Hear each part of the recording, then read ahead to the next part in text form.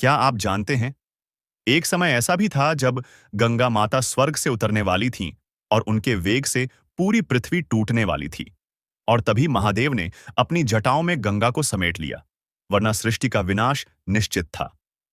यह है वह दिव्य कथा जहां एक राजा की तपस्या, एक देवी की कृपा और भगवान शिव की करुणा ने मिलकर रच दिया इतिहास। गंगा अवतरण की पवित्र कथा।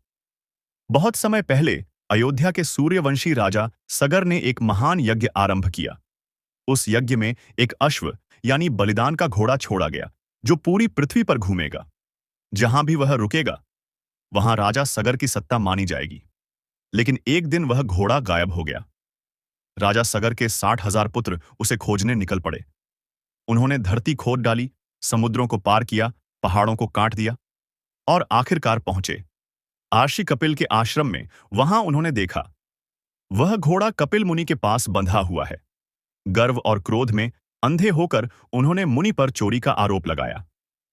कपिल मुनि ने नेत्र खोले और उनके तेज से सारे 60,000 पुत्र भस्म हो गए। उनकी आत्माएं अधूरी मुक्ति की अवस्था में पाताल लोक में भटकने लगीं। कई पीढ़ियों बाद जन्म हुआ राजा भगीरथ का। एक तपस्वी, एक श्रद्धालु राजा का भगीरथ ने प्रण लिया, मैं अपने पूर्वजों की आत्माओं को मोक्ष दिलाकर रहूंगा। उन्होंने वर्षों तक कठोर तपस्या की। पहले गंगा माता को प्रसन्न करने के लिए एक दिन गंगा माता स्वर्ग से प्रकट हुईं।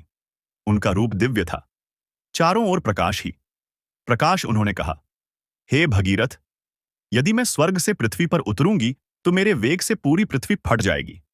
भगीरथ ने फोल्डेड हैंड्स से कहा, हे माता, कोई उपाय बताइए। गंगा मुस्कुराई और बोली, केवल महादेव ही मेरे प्रवाह को सह सकते हैं। यह सुनकर भगीरथ ने भगवान शिव की कठोर तपस्या आरंभ की। वर्षों तक ध्यान और साधना में लीन रहे।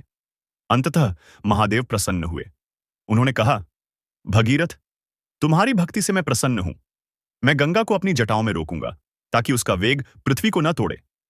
गंगा माता ने स्वर्ग से छलांग लगाई। उनका प्रवाह आकाश को चीरता हुआ नीचे उतरने लगा। सृष्टि कांप उठी, धरती हिल गई, देवता भयभीत हो उठे।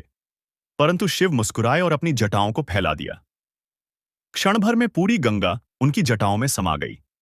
उस जल का एक भी कण पृथ्वी पर नहीं गिरा। सभी देवता मौन हो गए। फिर शिव ने अपनी जटाओं को धीरे धीरे खोला और गंगा माता शांत रूप में पृथ्वी पर उतर आईं। उनकी धारा हिमालयों से बहने लगी, जैसे अमृत प्रवाहित हो रहा हो। भगीरथ गंगा के प्रवाह के आगे आगे चलते गए। गंगा ने उनका अनुसरण किया। पहाड़ों, नदियों और वनों से होती हुई पाताल लोक तक पहुंची। वहां राजा सगर के पुत्रों की राख पड़ी थी। जैसे ही गंगा ने उन अस्थियों को स्पर्श किया, क्षण भर में उनकी आत्माएं शुद्ध हो गईं और मोक्ष को प्राप्त हुईं। स्वर्ग से पुष्पवृष्टि हुई। देवताओं ने घोषणा की, धन्य है भगीरथ, जिन्होंने गंगा को पृथ्वी पर लाया। उस दिन से गंगा माता को कहा गया भागीरथी, क्योंकि वह राजा भगीरथ की तपस्या का फल थीं। यह कथा हमें सिखाती है कि सच्ची भक्ति, धैर्य और निःस्वार्थ कर्म असंभव को भी संभव बना देते हैं। गंगा केवल एक नदी नहीं, वह एक आशीर्वाद है। महादेव की जटाओं से निकला जीवन का प्रवाह। हर हर गंगे जय भोलेनाथ।